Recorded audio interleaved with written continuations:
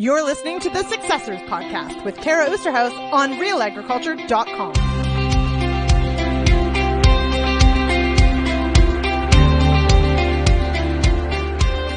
Okay, folks, it's time for episode 9 of the Successors podcast. Thanks so much for tuning in. I am your host, Tara Oosterhuis, and I am so excited to be here with you all, wherever or however you are listening.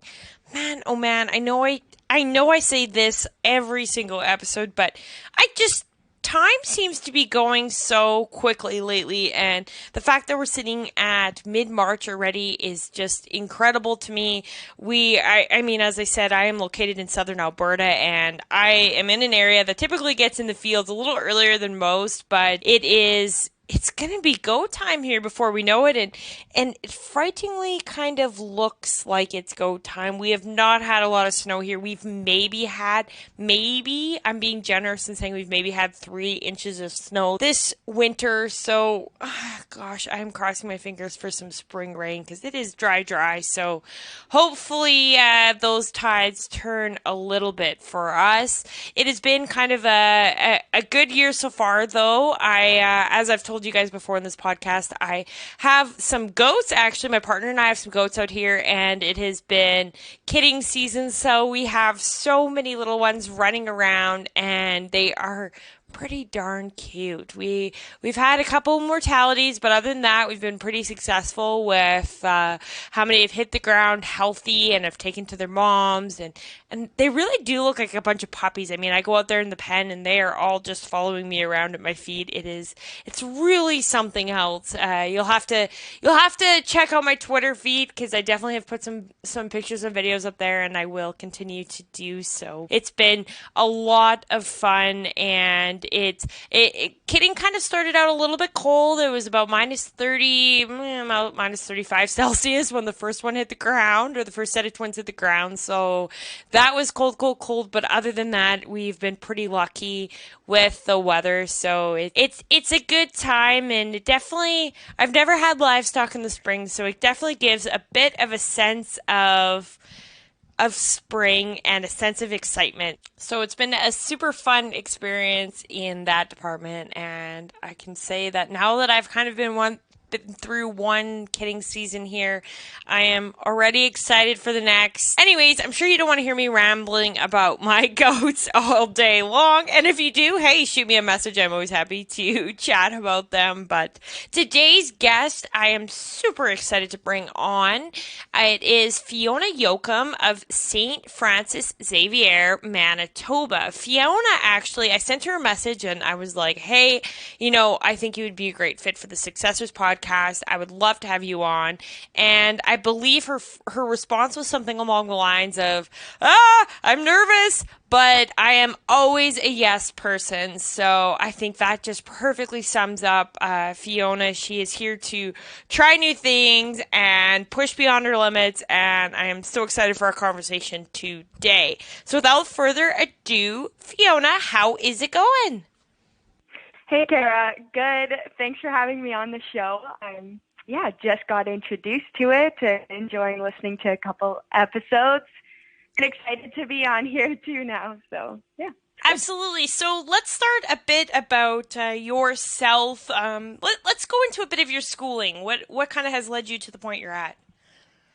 Absolutely, yeah. So after I graduated from high school, I went to the University of Manitoba and got a diploma in agriculture there. And I decided to do that because I was like, it's just a 2-year program, then I'll be employable and kind of figure out my life, because I wasn't exactly sure what I wanted to do. And after going through the diploma program, I knew the agriculture industry was where I wanted to be. And I took an interest in the business side of things. So actually, after I got my diploma, I did stay at the university for another 2.5 years, did a bit of a victory lap there, and got my agribusiness degree as well.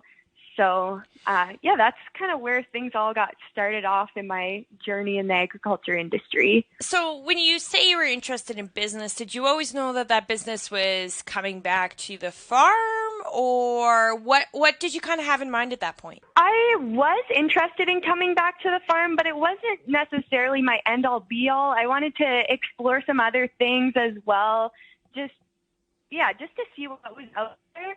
I like numbers. I liked doing financial analysis and looking at the markets, and I like that side of things. So I guess that's what intrigued me for sure on the business. And two, I felt that I could learn a lot of agronomy things just through my summer jobs and working on the farm. But I felt like the business side was really hard to pick up. So I wanted to get a head start on that by focusing on the business side of things at university a little bit. So that's what drove my decision there. Growing up, math did come easy to me in a way, but also I remember growing up and my mom saying to me, you have to be good at math because your parents are good at math, your grandparents are good at math. This is such an important skill for you to learn. So I guess, you know what, it has been drilled into me, the importance of numbers.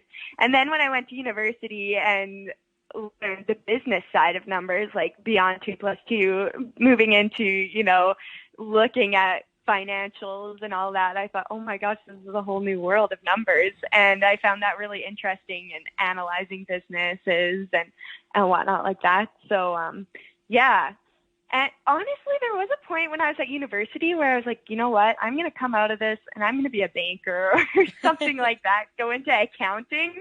But that's not really where I ended up. So talk a bit, we've kind of alluded to the fact that you are now back on the family farm, but talk a bit about your family farm. What do you guys do out there? Yeah, so I farm with my parents and we operate a grain farm. We grow wheat, canola, oats, and soybeans primarily. But over the years, my dad and my grandparents have explored other crops as well. Yeah, and growing up on the farm, I guess I could say my first introduction to the farm was actually not on the grain operation side. It was actually in a U-pick strawberry farm.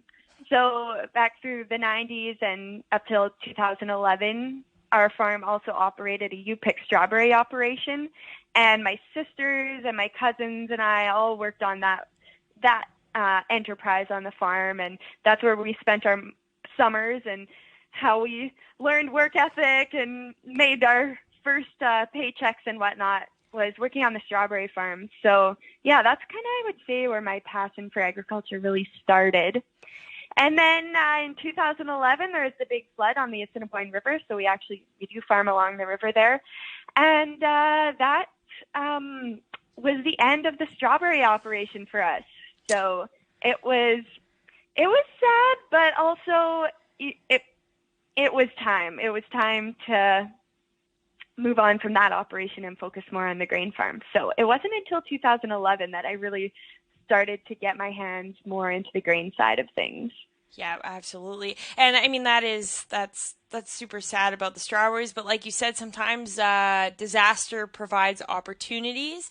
I know though, like there are many parts of agriculture that are hard work, but I don't know about you, but I hate berry picking. I come from a family that my mom loves it. My grandmother loves it. They grew up like picking berries. That's just like, they get wide-eyed and they're like, can we go to a U-pick? And I'm like, man, that takes some dedication to not have a stomach ache an hour in.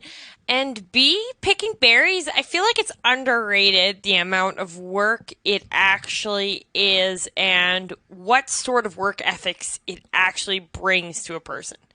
Yeah, absolutely. The U-pick strawberry farm was definitely a very labor-intensive business, and that's kind of one of the reasons that we got out of it. That we decided not to go back into it, just because it is very labor intensive, very expensive to produce the crop, and then quite risky as well. But yeah, I did spend long summer days out weeding the strawberry fields by hand, picking berries, and of course eating strawberries all the time. I don't know how I didn't get a stomachache or turn into a strawberry, because I was literally eating strawberries all day long out in the field. But it was great. And now I still love Manitoba strawberries, but I will say I am the one that just goes to the farm and buys the baskets that are already picked. So yeah. strawberries, how did that actually get started? Was that your grandparents or was that your parents that came into that idea? So it was actually my aunt. She wanted to come back to the family farm, and she really wanted to start a strawberry farm. She had done research on that, and she thought that it would be a good enterprise to get going. And so then my dad and, of course, my grandparents all helped that get started. And, that became part of the business. And that was back in 91, I believe, they got the strawberry farm kicked off. So part of the whole dynamic of the Successors is also digging a bit into family dynamics. Do you want to talk a bit about what your family dynamic was like, growing up in ag? Did you ever feel like, the path you had to take was agriculture, or you had to go away from agriculture? What sorts of opportunities and challenges were you presented with? I would say my parents really tried to take a step back when I was, figuring out what I wanted to do in the future, which I really appreciated. They always said, the farm is here. If you're interested in agriculture and would like to come back to the farm, we will try and create an opportunity for you to do that. But they were also like, it's your life. You need to decide what you want to do. And they were very encouraging of myself and all my sisters to go out and try something else. So, while I was at university, I took several summer jobs. I was working in crop protection research. I did sales. I also did an ag policy job. So, tried a few things. And then after university, I was working in sales again. And I was just thinking, as I did all these jobs, it was interesting. It was great to learn and make some other connections in the ag industry itself. But I was always thinking about the farm in the back of my head. And, I just really liked the lifestyle that the farm provided. I was just so curious, about growing crops, about running my own business and working with family. I mean, there's the good days and bad days, as everyone knows, with working with family, but overall I do really enjoy it. And I guess there is also that underlying thing of, it's the family business, and it excited me, and I wanted to be a part of it and keep it going on into the future. So I guess I should talk about how I actually ended up on the farm. Yeah. After university and working off farm for a little bit, I also went to Australia and worked on a farm there.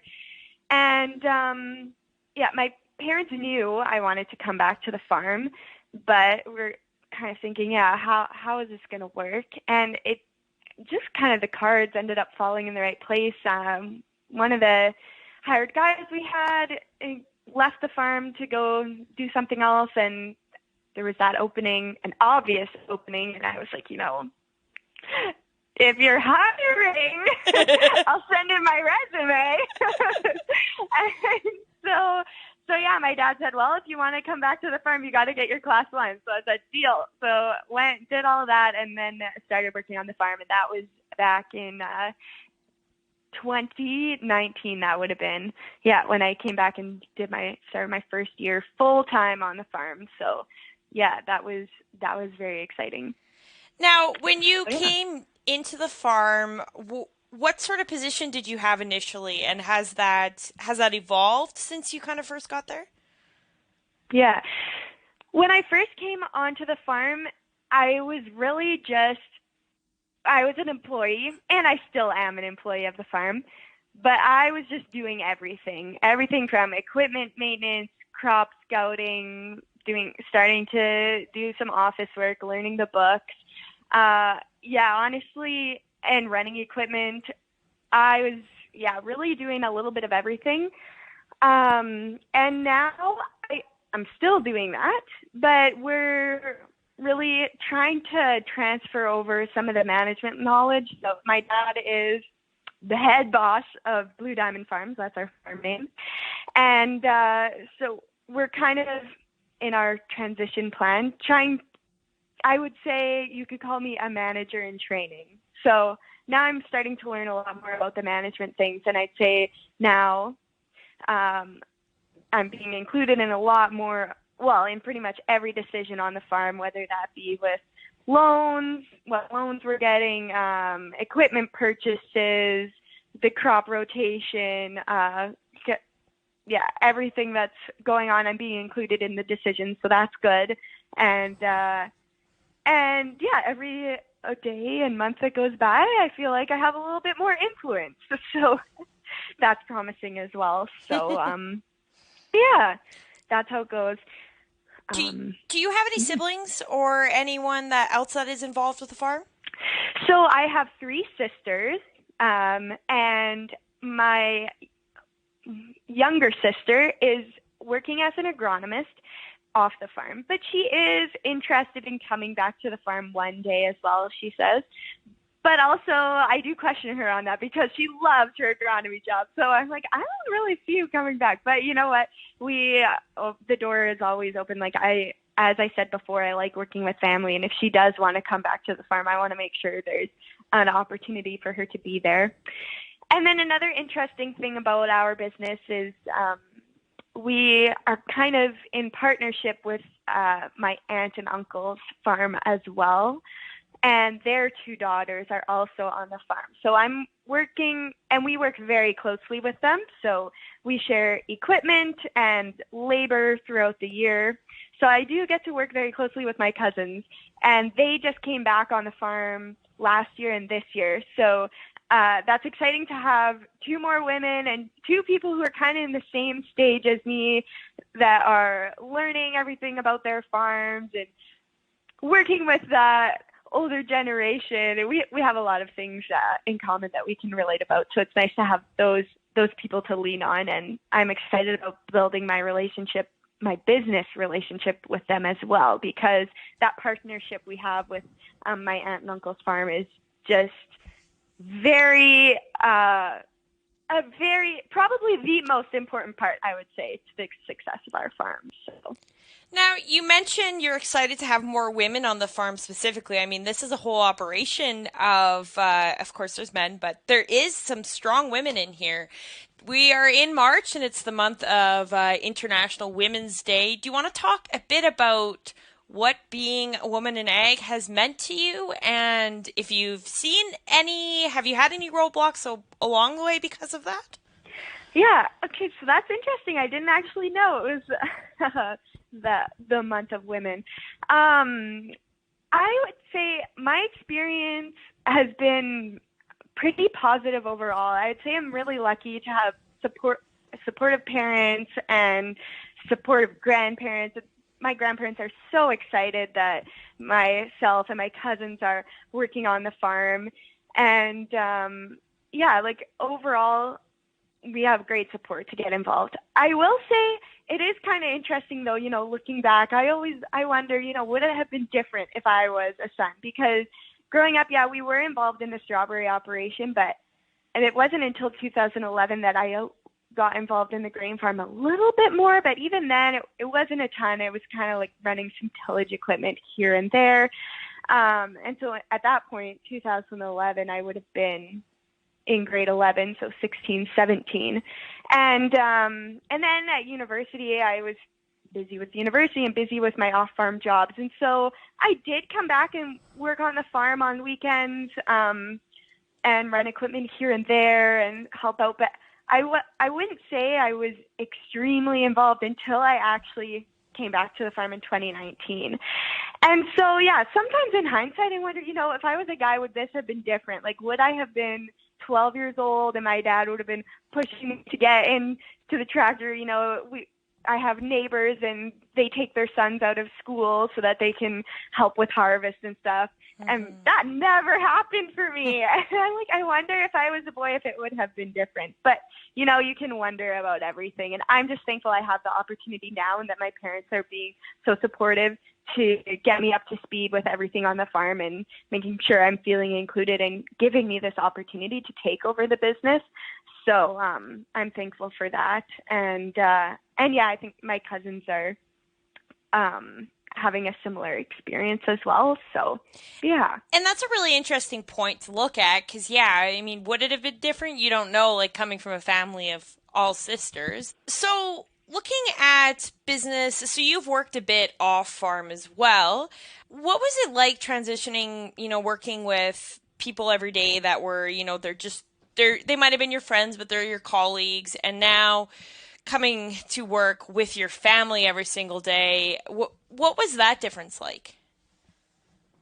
Oh, it's a big difference for sure. And actually, it's interesting you brought this up because I'm in a peer group of emerging farm managers, we call ourselves. So we're all kind of at similar stages of learning to be farm managers on our farms. And we just had a meeting last week about HR, and I find on our farm, and my cousins have experienced the same thing on their farm. I don't know how it is for other small family farms, but there isn't really a lot of HR protocol at all. Like, we don't really get performance reviews or anything like that.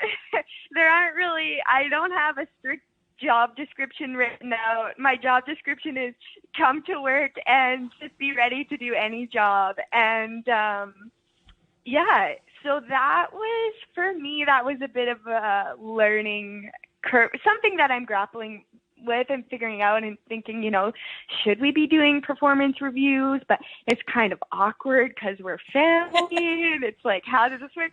And I've said to my dad, I'm like, are you okay? Are you happy with my work? What do you think? I need a performance review. And he's like, Fiona, you're good. You're doing a good job. That's your performance review. I'm like, okay, I'll take your word for it. But yeah, so that's one thing that I'm thinking about more, because in other jobs, you get performance reviews. You kind of have an idea, okay, yeah, this is what I'm meeting my expectations or I'm not, or this is something I need to do better. And sometimes I think on the family farm, sometimes some of that stuff gets pushed under a rug, or people don't confront each other about things, or, and so I'm wondering if that's probably the main difference that I've seen from going from working in industry then to coming back into a family business. There is not that same structure.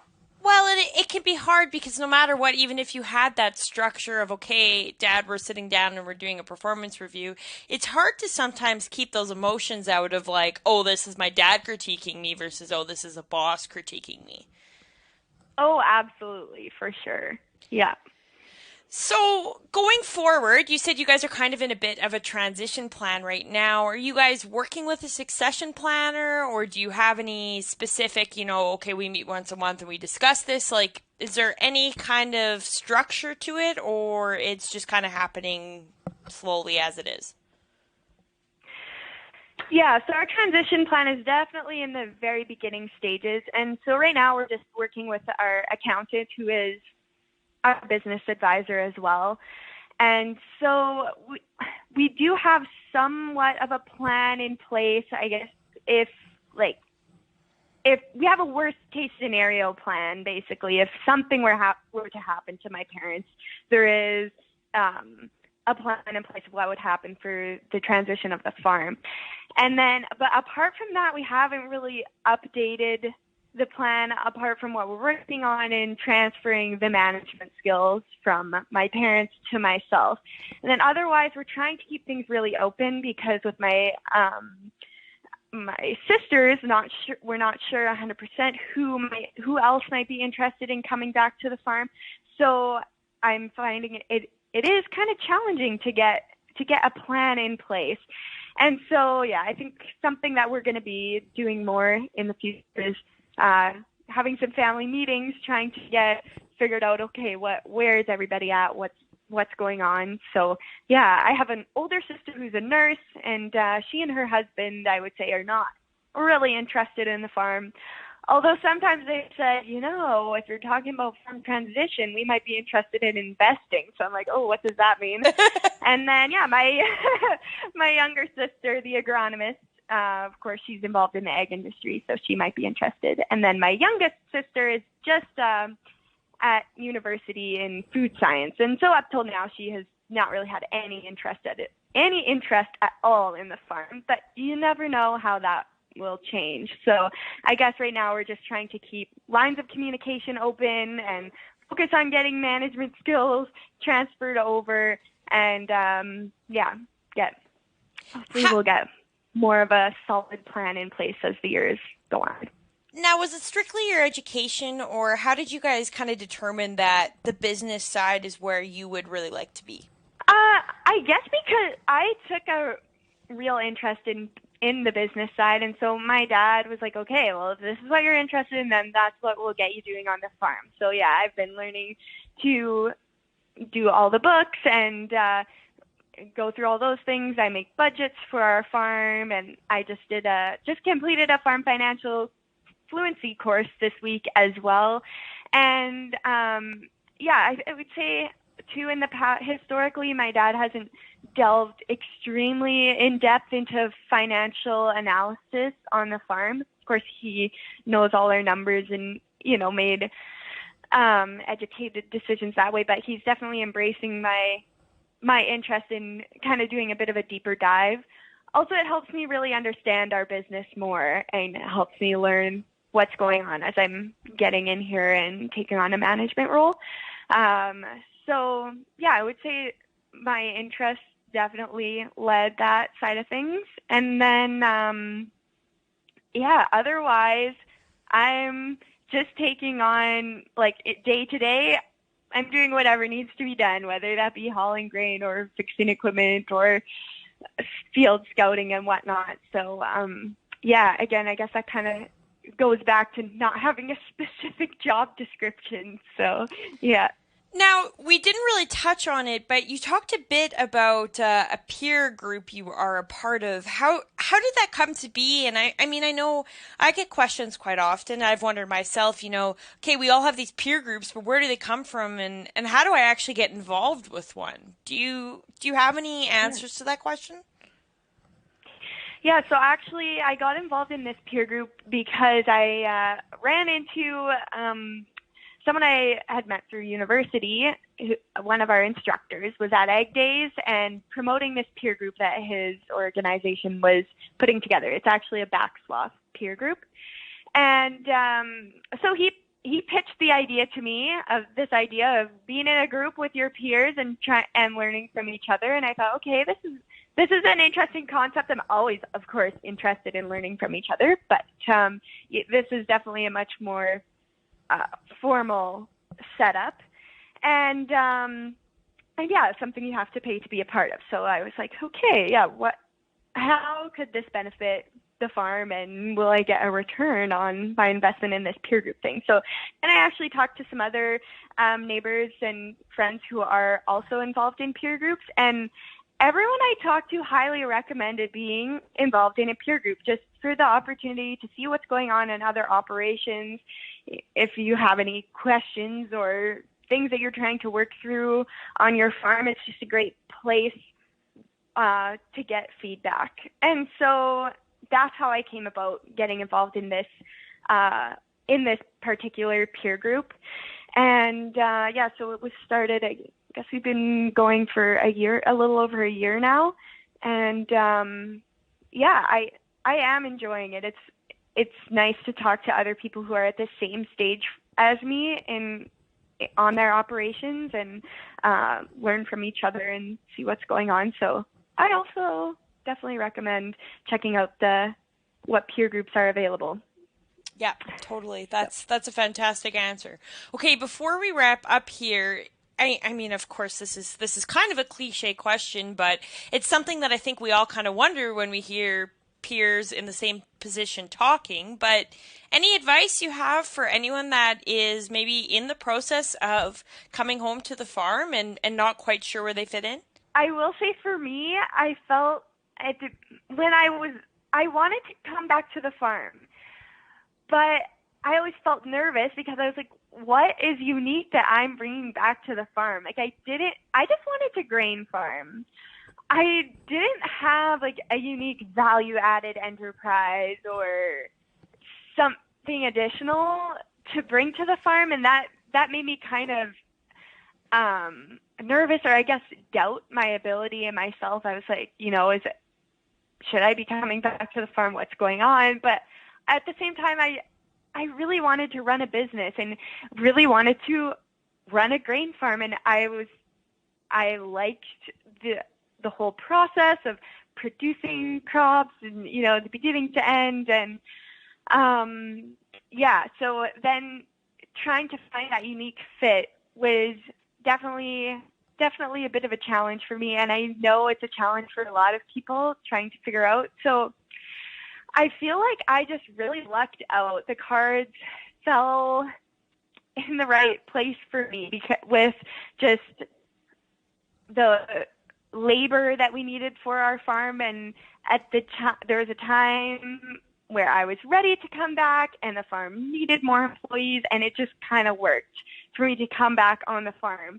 And so I don't really have a lot of good advice for that because I just feel like I lucked out in that situation. And sometimes looking back, I'm like, I know I was in the right place at the right time. That's how it ended up. And, I'm just trying to work hard and prove myself and make sure my parents know that, I have the grit and determination to do this. But then at the same time, I also know my sister is involved in the agriculture industry, and I want to make sure that there's opportunity for her to come back to the farm as well. And so, just by doing that, I'm already thinking of ways, how could we fit her into the operation? And she brings a unique skill set to the farm in that she has all this extra agronomy knowledge that I don't necessarily have. Like, I do have some agronomy knowledge from scouting and working with our farm agronomist, but Renata would have that unique skill set that maybe I don't have. And I have the business side, which maybe she doesn't have. So that could be very complementary for our business. And then it's just a matter of, can we afford to add another person into the business? And I want to make sure that in the future, if she'd like to come back, that we can make that happen. Well, it sounds like your family is very lucky to have you. Well, unfortunately, we are out of time for today, but thank you very much for joining the show, Fiona. Well, thank you so much for having me on the show, and I'm looking forward to seeing where the podcast goes and listening to the future episodes. You bet, and thanks for all of you that tuned into episode 9 of the Successors. If you have any questions, comments, feedback, maybe you even know somebody. I mean, we all know somebody. I feel like I've been in these situations before when you're listening and you're like, I think so-and-so would be good on this podcast, but you never actually get a hold of the host. Get a hold of me. I'd love to hear from you. I love to hear from the listeners, and I love any feedback. So please get a hold of me. I'm always open to new ideas. You can do so by sending me a message on Twitter at Kara Oosterhuis. Yes, that is 2 O's. Or via email at koosterhuis@realagriculture.com. Stay real, and thanks for listening to The Successors.